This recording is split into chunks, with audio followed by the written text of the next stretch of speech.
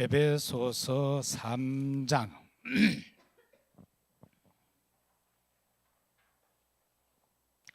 1절에서 13절까지 말씀 교독합니다.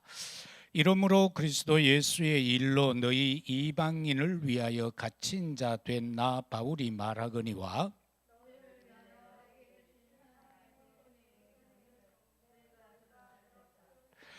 곧 계시로 내게 비밀을 알게 하신 것은 내가 먼저 간단히 기록함과 같으니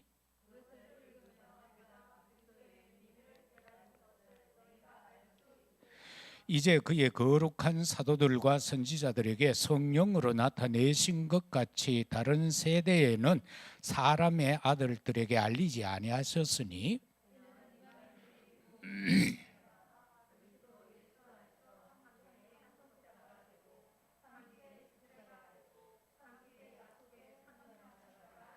이 복음을 위하여 그의 능력이 역사하시는 대로 내게 주신 하나님의 은혜의 선물을 따라 내가 일꾼이 되었노라.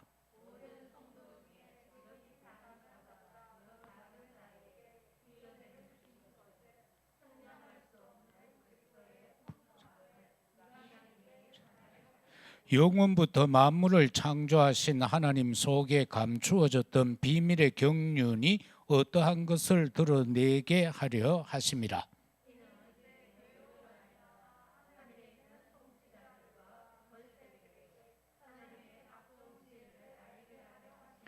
곧 영원부터 우리 주 그리스도 예수 안에 예정하신 뜻대로 하신 것이라.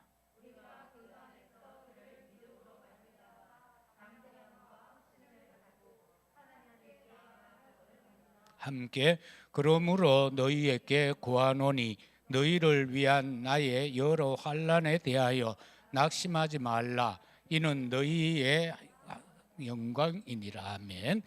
오늘 이 시간은 바울의 사도직과 복음운동,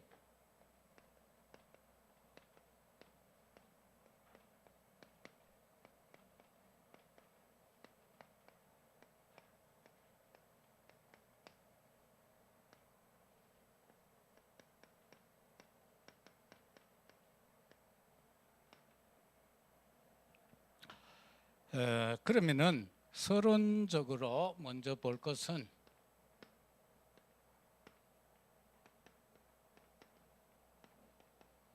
사도직이 뭐냐라는 겁니다. 이 사도직은 하나님이 신약 교회를 세우려고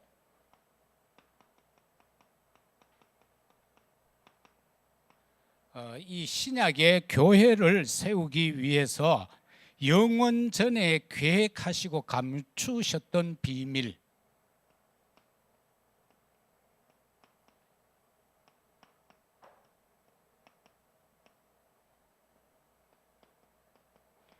하나님이 영원 전에 계획하고 감추어 놓았던 비밀입니다. 이게 사도직인 겁니다. 많은 선지자들이 있었지만은 여기에서 이 비밀을 가지고 역사하셨는데 이걸 가르쳐서 하나님의 경륜이다. 그렇게 볼 수 있고요. 그런데 여기에 나오는 이 바울이 사도가 되었다라는 것은, 사도가 우리 성경에 보면 어때요? 예수님이 직접 부른 자들이죠. 12명을 불러서 사도로 세웠잖아요. 그런데 바울도 보면은 어디 있어요? 다메섹 도상에서 불렀어요. 사도행전 9장에 들어가서 보면은 직접 예수님께서 빛으로 임해서 꼬꾸라지게 하시고, 거기에서 다른 사람은 음성을 못 듣는데 자기는 듣고, 다른 사람에게 이끌려서 주님이 말씀하셨던 바로 아나니아 집으로 가게 되는 것을 보게 됩니다. 그래서 직접 사명을 받았다.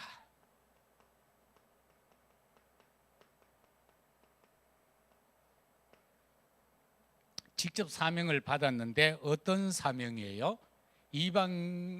이방인과 왕들을 위한 택한 그릇.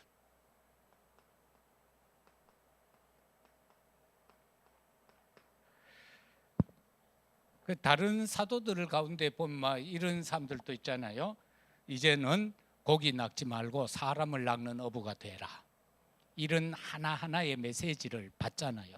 그런데 우리는 직접 메시지를 못 받았잖아요. 그죠? 그런데 그래서 우리를 가르쳐서는 사도라 안 가는데, 요즘 목사님 중에 한 분이 자기를 사도다라고 한 분이 나왔어요. 그 태극기 하는 태극기 안 하듯, 태극기 말고 그 정광훈 목사님이 보면 이 시대의 사도라고 주위의 사람들이 자꾸 그렇게 말하거든요.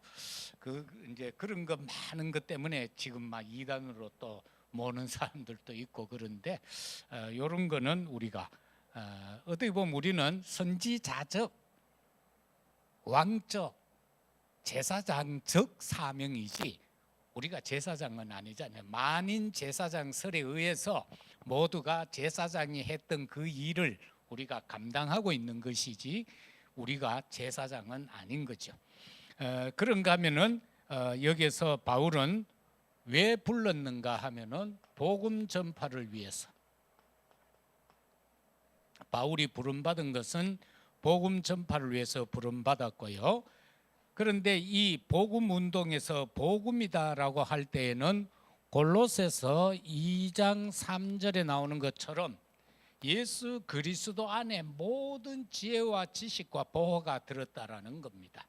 그래서 이 복음 안에 모든 것이 나온다라는 거, 이거 저와 여러분들은 분명하게 붙잡아야 될 내용입니다. 그래서 기도와 말씀과 증거를 누려야 된다. 기도, 말씀, 그리고 증거를 누림이 되어야 합니다. 그러면은 본론으로 들어가서 볼 수 있는 것은 이 복음은 뭡니까? 숨겨진 비밀이지요. 숨겨졌다가 이제 나타내신 바가 되어졌다라는 로마서 16장 25절의 말씀. 그런가 하면은 하나님 나라의 일을 위한 미션이죠.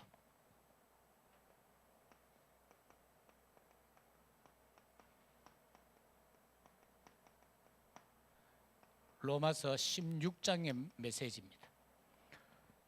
그러면은 우리가 첫째 생각할 것은 교회를 위한 바울의 사도직과 자세.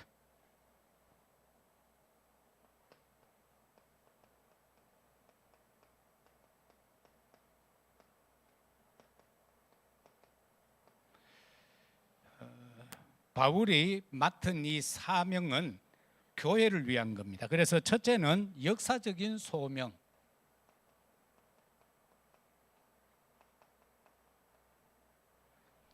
여기에서 나오는 것은 바로 서론에서도 말씀했던 것처럼 사도행전 9장 15절, 바로 택한 나의 그릇이다라는 것. 이게 역사적 소명입니다. 그거는 누구보다도 지극히 작다라고 했는데 어떻게 보면 가장 큰 역사를 했죠. 왜냐하니까 하나님의 말씀을 14권이나 썼으니까요. 그 다음에는 결단적 자세입니다.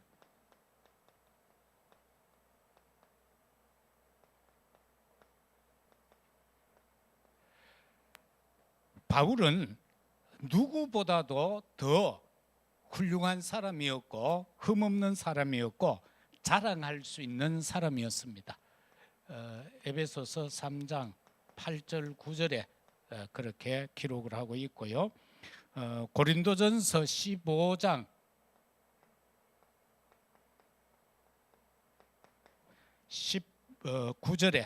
9절에 메시지가 나와 있죠. 뭡니까? 나는 사도 중에 가장 작은 자라. 나는 하나님의 교회를 박해하였으므로 사도라 칭함을 받기를 감당하지 못할지니라. 자기가 지금 사도가 되었음에도 불구하고 바울은 항상 겸손의 자세를 취하고 있습니다. 우리가 오늘 읽은 본문 가운데도 보면 8, 9절에 그렇게 나오지요. 모든 성도 중에 지극히 작은 자보다 더 작은 나에게 이 은혜를 주신 것은 측량할 수 없는 그리스도의 풍성함을 이방인에게 전하게 하시고, 그걸 위해서 자기가 부름받았다라는 겁니다. 그렇기 때문에 자기는 교만할 수도 없다. 그래서 그만큼 자랑하던 모든 것을 배설물로 여길 수밖에 없는 나다. 하나님의 은혜를 체험하고 나니까, 예수님 만나고 나니까 그거 진짜 아무것도 아니더라, 그렇게 고백을 하고 있는 걸 봅니다. 그 다음에는 복음을 깨달음과 전파하는 일꾼으로,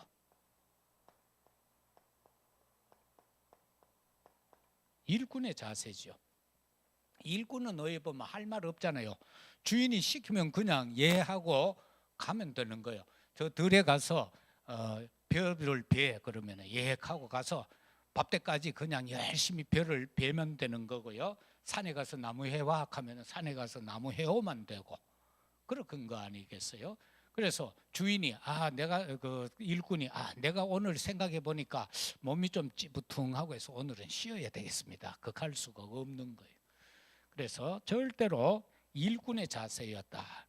그 속에서 바로 하나님의 능력과 은혜가 나와지게 됐고, 바울이 이처럼 그 일꾼의 사명을 감당할 수 있었던 것은 하나님의 능력이 임했고 하나님의 은혜가 그에게 풍성하게 임했기 때문에 일꾼으로서의 사명을 감당할 수 있었다, 그렇게 볼 수 있습니다. 두 번째는 복음 운동으로 나타난 은혜의 비밀.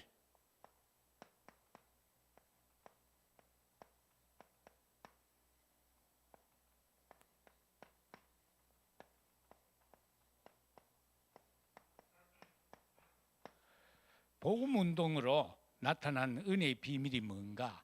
첫 번째는 이전 시대에는 계시되지 않았던 복음,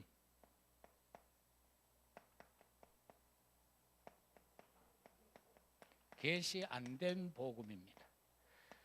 그게 5절에 그렇게 기록을 하고 있습니다. 이제 그의 거룩한 사도들과 선지자들에게 성령으로 나타내신 것 같이 다른 세대에서는 사람의 아들들에게 알리지 않았다, 그렇게 말씀하고 있습니다. 그래서 우리가 구약 시대에 많은 선지자들이 있었고 하지만은 정확한 이 복음이 그들에게는 전달되지 않았음을 말하고 있고요. 이게 로마서 16장 25절에서도 감추어졌던 것이 이제 나타내신 바 되어졌다. 예수 그리스도가 오심으로 그 감추어졌던 비밀이 나타나지게 되어졌다, 그렇게 말씀을 보면 됩니다. 그 다음에 은혜의 비밀이 뭔가? 그리스도 예수 안에서, 이 그리스도 예수 안에서 함께 상속자가 됐다는 겁니다. 상속자가 되었고 그 다음에는 지체가 되어졌고, 그러한가 하면은 그 다음에는 약속에 참여하는 자가 되어졌다. 그것이 6절에 그렇게 기록을 하고 있습니다. 이 말씀은 뭔가 하면은 그리스도 예수 안에서 함께라는 것은 이방인과 유대인이 함께라는 겁니다. 그 이전에는 이방인과 유대인이 섞일 수가 없었습니다. 같이 예배 드릴 수도 없었고요. 그런데 예수 그리스도 안에서 이 복음의 비밀로 인해서 이제는 막 함께. 그래서 성경에 보면은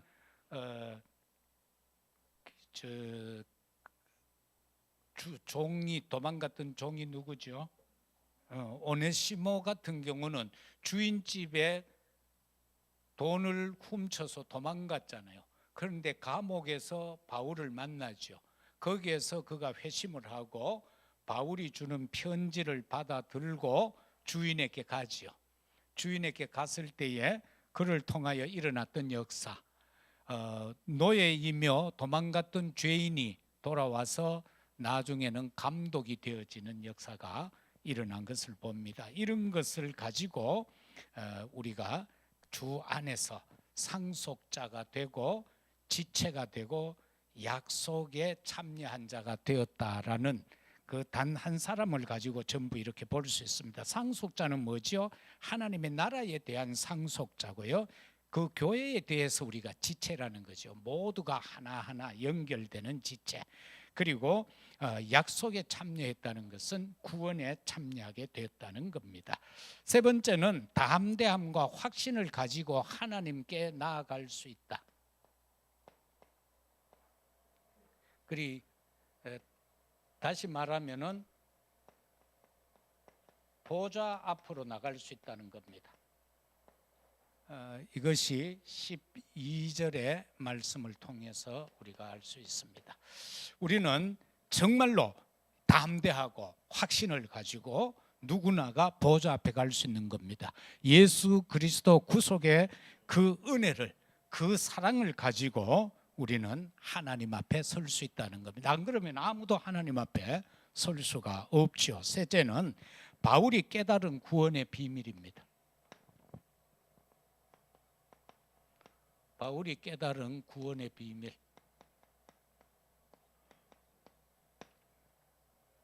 그 첫 번째는 바울이 깨닫기를 율법이 아닌 복음이다.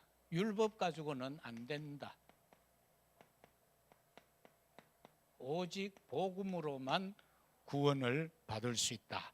그것이 사도행전 9장 1절에서 5절의 말씀이고 오늘 읽은 말씀 3절에도 그렇게 기록을 하고 있고요. 또한 로마서 1장 16절에서 보면은 복음은 모든 믿는 자에게 구원을 주시는 하나님의 능력이다. 그렇게 말씀한 부분을 봅니다. 그래서 율법을 가지고는 구원을 이룰 수 없다. 율법은 우리 삶에 어떤 것을 기준을 주고 이끌어 주는 거지, 그 구원은 뭐라고 성경은 표현하고 있어요? 몽학선생이다. 그렇게 표현을 하고 있죠. 그 다음에는 행함이 아닌 믿음이다.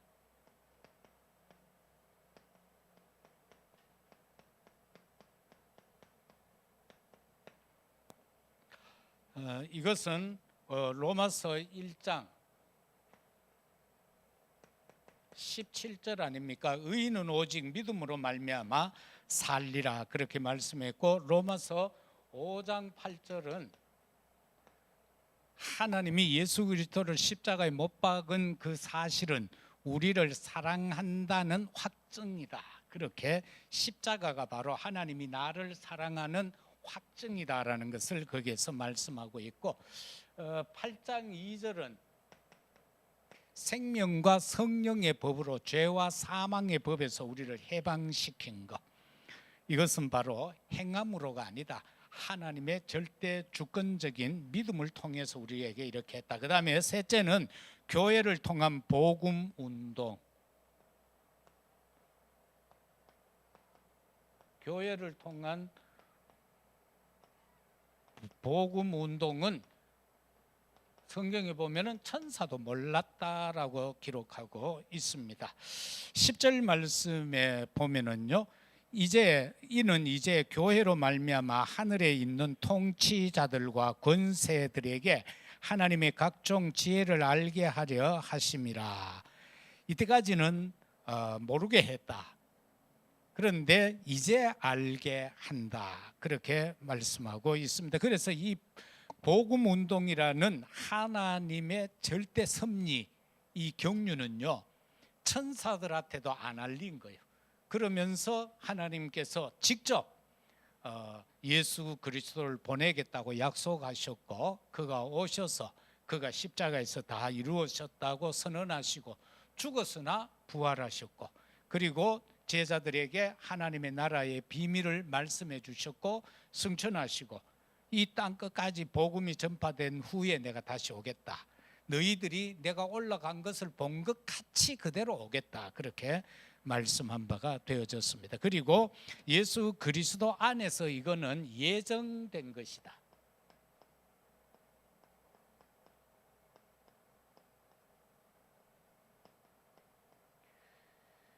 11절, 요거는 10절이고요.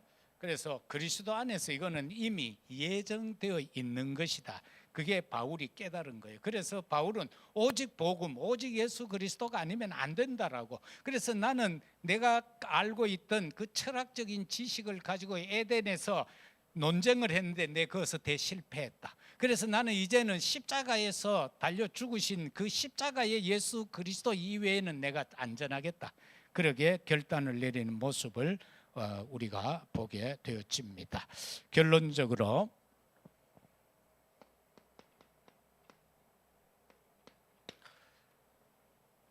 그리스도 복음을 전하는 일로 우리가 고난을 받을 수 있죠. 복음을 전도하다 보면은 고난을 받을 수 있습니다. 성경의 신약 시대에 초대교회 시대에 얼마나 많은 사람들이 복음 때문에 핍박을 받고 교회사 속에서 보면 막 이 교수형을 당하고요. 그 다음에는 막 화형을 당하고 체코에도 가면은 그런 역사가 있죠. 잡아다가 막 불태운 자리가 있어요. 가면은 그래서 그런 많은 사건들 그리고 막 목을 베고 우리가 영화에 보면은 그 뭡니까 코바디스 도미네라든가 뭐 많은 그 당시에 영화들이 있잖아요. 그거 보면 어떻게 해요? 자기들 그 원형 극장에 수많은 사람들이 모여서 사자에게 찢겨 죽고 막 죽이고 화형시키고 하는 거 보면 막 열광을 하고 막 미친 듯이 환호하고 하는 그런 모습을 보잖아요. 그런데 네로가 뭐라고 그럽니까? 저것들은 왜 찢겨 죽는데도 불에 타 죽는데도 왜 웃느냐고, 왜 웃고 있느냐고. 이게 바로 복음의 비밀이었다라는 걸 볼 수 있죠. 그래서 이러한 일이 있어도 절대로 낙심하지 마라. 저와 여러분들은 복음 때문에 어떤 환난과 고난, 핍박 속에서도 낙심할 이유가 없습니다. 이것을 가르쳐서 바울은 뭐라고 합니까?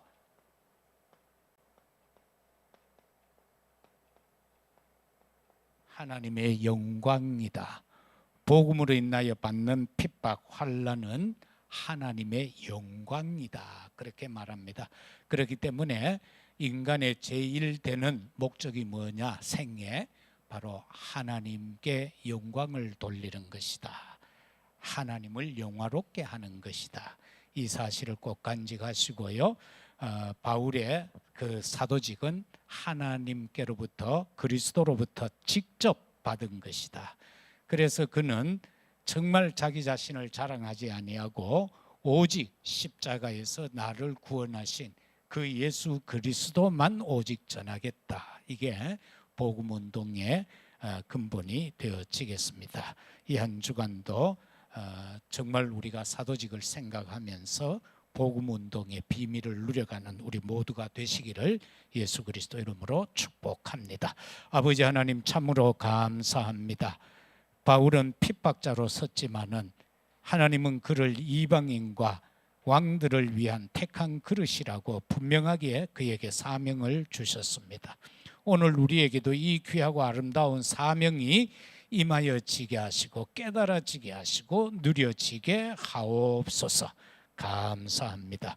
우리 구주 예수 그리스도의 은혜와 아버지 하나님의 사랑과 성령의 충만한 역사가 오늘 또 하나님이 우리에게 허락하신 이 복음 운동의 사명을 간직하고 현장으로 나아가 한 생명에게라도 오직 예수 그리스도 전하여 그 생명 살리고자 원하는 사랑하는 주의 종들 심령 위에 그리고 사랑하는 연약한 모든 심령 위에 흩어져 있는 우리 자녀 권속들 위에 저 선교 현장 위에 이제와 영원토록 항상 함께 있을지어다. 아멘.